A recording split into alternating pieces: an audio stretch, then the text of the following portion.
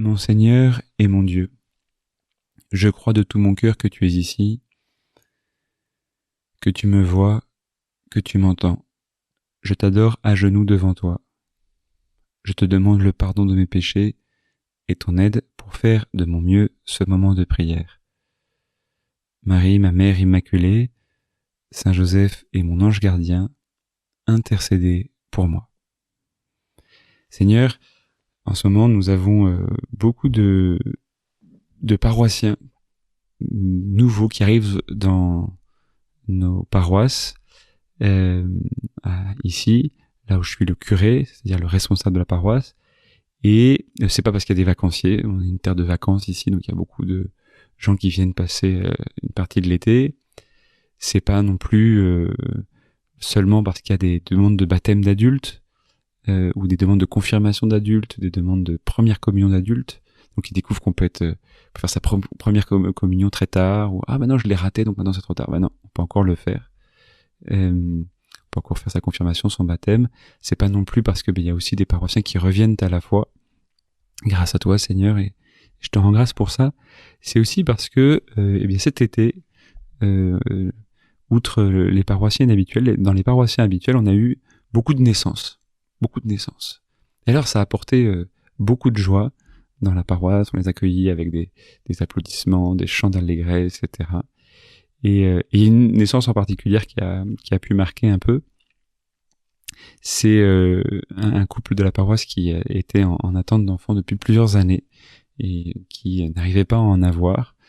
Et ce couple-là, avait rencontré notre évêque, l'évêque de Bayonne, et il lui avait partagé cette souffrance, et il leur avait conseillé de prier un saint, le bienheureux Louis-Édouard Sestac. C'est un prêtre du 19e siècle, et qui a été canonisé, béatifié en 2015, et qui, dans Bayonne, recueillait des jeunes filles prostituées pour les aider à sortir de la rue et à mener une nouvelle vie. Et donc notre évêque lui alors avait conseillé de prier ce saint-là en lui donnant par ailleurs une date précise de quand est-ce qu'il voulait être exaucé, etc. Et donc eux, ils s'y sont mis avec beaucoup d'empressement, beaucoup de désir, parce qu'ils souffraient depuis des années de pas pouvoir donner la vie. Et voilà que quelques semaines après, elle découvre qu'elle est enceinte. Alors évidemment, ils tombent dans les bras l'un de l'autre avec beaucoup de joie, beaucoup d'émotions, de larmes. Et lui dit d'ailleurs, tu vas voir, on va faire l'échographie, tu vas voir que ce sont des jumeaux. Et il s'est pas trompé. En effet, c'était des jumeaux. Et alors c'est tellement grand ce miracle qu'ils ont pu expérimenter, que Seigneur tu as permis que que lui il en est resté muet. Il a perdu la voix pendant plus d'un mois.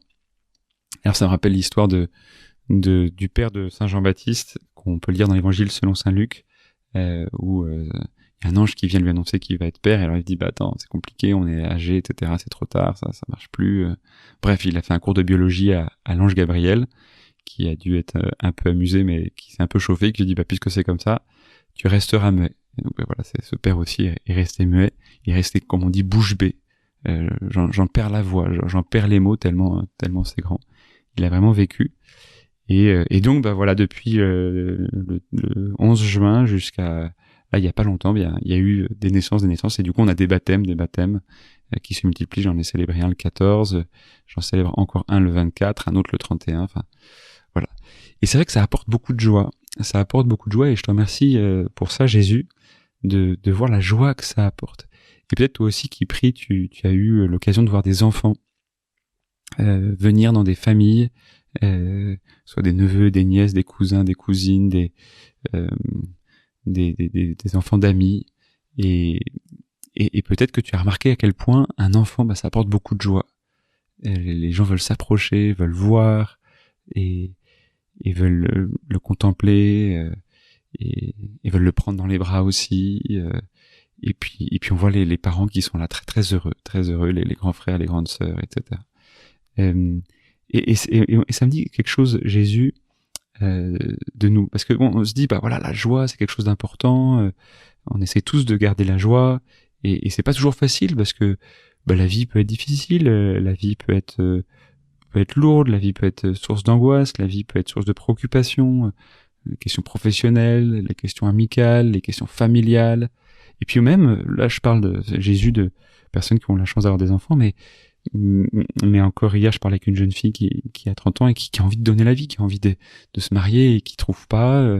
Et je pense à beaucoup de mes paroissiens aussi qui n'ont pas eu cette grâce extraordinaire de pouvoir donner la vie, et qui le portent comme une vraie croix, comme une douleur, comme une épreuve, comme une écharde dans la chair, comme une épine, comme un vrai trou dans leur affectivité, et en même temps qu'ils le portent avec beaucoup de sérénité. Et je me dis, bah voilà, c'est tellement douloureux, Jésus, que comment garder cette joie face aux épreuves, comment continuer à être aussi, moi, source de joie quand je vis des épreuves très douloureuses, et que je suis dans les ténèbres, que je suis au milieu, j'ai l'impression d'être au milieu de la mer, là, ou même que j'ai peut-être perdu un enfant. C'est des choses qui sont extrêmement douloureuses. Comment justement continuer à être source de joie comme les enfants sont source de joie. Et tu nous le dis bien dans l'évangile. Tu dis, laissez les enfants, ne les empêchez pas de venir à moi, parce qu'il y a des disciples qui sont là, qui empêchent les enfants de venir à toi. Et donc, tu te chauffes un peu, tu te scandalises. Les disciples, encore une fois, ils ont rien compris, comme moi, Jésus. Parfois, je comprends pas les choses. Et car le royaume des cieux est à ceux qui leur ressemblent. Et au fait, Jésus, je suis un enfant. Toi qui pries avec moi, t'es un enfant. Et tu me dis, bah, viens. Et le moment où je suis plus un enfant, c'est quand les émotions me prennent.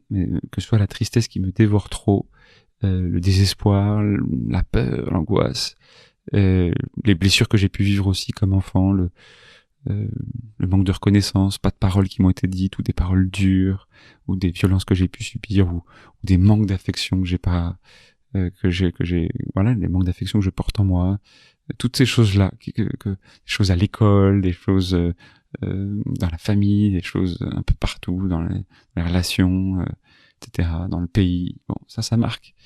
Et quand tu dis laissez les enfants venir à moi, les empêchez pas, c'est que tu veux redonner à l'enfant de devenir source de joie.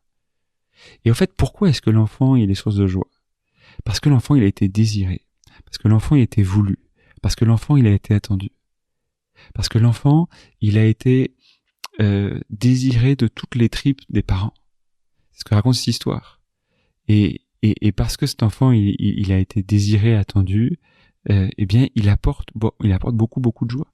Et même d'ailleurs quand il est surprise, il apporte de la joie. Là je viens de recevoir le mail d'une amie qui me dit que voilà, ils en ont eu 5, et là surprise il y en a un 6e qui arrive. 6 ans après le 5e, il y en a un 6e qui arrive. Surprise, joie.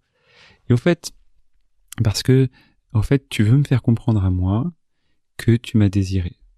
Tu veux me faire comprendre à mon cœur que tu me désires sans cesse, que tu m'attends, que tu m'espères, que tu me veux, que au fait c'est toi qui es à l'origine de ma vie.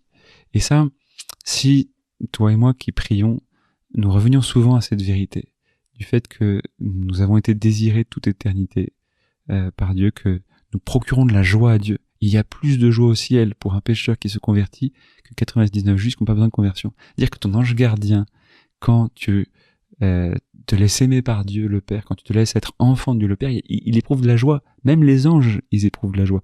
Enfin, quand on y pense, c'est inimaginable, parce qu'on dit, bah, les anges, ils sont face à Dieu, ils ont tout ce qu'il faut, etc. Oui, mais ils découvrent quelque chose de nouveau de Dieu. Ton ange gardien découvre quelque chose de nouveau de Dieu quand tu te laisses aimer par Dieu le Père, quand tu te laisses pardonner par Dieu le Père, quand tu te laisses être petit enfant, quand tu te laisses consoler par Dieu le Père, quand tu te laisses porter par Dieu le Père, quand tu te laisses être dépendant de Dieu le Père, quand tu fais confiance à Dieu le Père. Et ça, toi et moi, on n'y arrive pas, parce que on est des petits enfants pécheurs, et parce que aussi on est des petits enfants qui ne savent pas faire grand chose. Et donc, eh bien, on demande à Dieu l'esprit d'enfance. On demande à la Vierge Marie, qu'on a fêté le 15 août et qu'on va fêter à nouveau le 22 août comme Marie-Reine, on va demander de nous donner un esprit d'enfance. Et que la base de cet esprit d'enfance, c'est de découvrir que je suis désiré par Dieu. C'est la base de l'enfant, c'est qu'il est désiré. Jésus, tu me l'as dit quand tu as dit « J'ai désiré d'un grand désir vivre ma Pâque ». jeter un feu sur la terre. Le feu, c'est quoi? C'est le feu du désir de Dieu qui vient brûler notre cœur. Bien que l'Esprit Saint, toi Esprit Saint qui habite dans mon cœur, fais-moi découvrir aujourd'hui, fais-moi sentir combien Dieu m'a désiré. Surtout dans les moments les plus difficiles, les moments les plus douloureux de mon passé ou de mon présent ou du futur, que Dieu m'a désiré, qu'il est là, qu'il désire ma vie, qu'il désire que je porte du fruit, qu'il désire que je sois joyeux. Et alors seulement je pourrais être source de joie. C'est pas la méthode Coué, c'est pas du il faut, c'est pas du allez, essaie de sourire, tu verras. Bon, c'est bon de sourire, et ça fait travailler des bons muscles, mais c'est d'abord sentir et éprouver cette grâce que Dieu t'a désiré, te désire et continuera de te désirer parce qu'il veut te donner la vie, il veut que tu sois son enfant et que tu le sois de plus en plus. C'est ça, être chrétien, c'est ça, être homme, c'est ça, être femme. Être ton enfant, Dieu le Père, être comme toi Jésus, enfant de Dieu, à venir à toi, être enfant de Dieu dans l'esprit. Je te remercie mon Dieu des bonnes résolutions, des beaux désirs et des lumières que tu as semés dans mon cœur pendant ce moment de prière. Je te demande de m'aider à les faire fructifier. Marie, ma Mère Immaculée, Saint Joseph et mon ange gardien, accompagnez-moi toujours en chemin.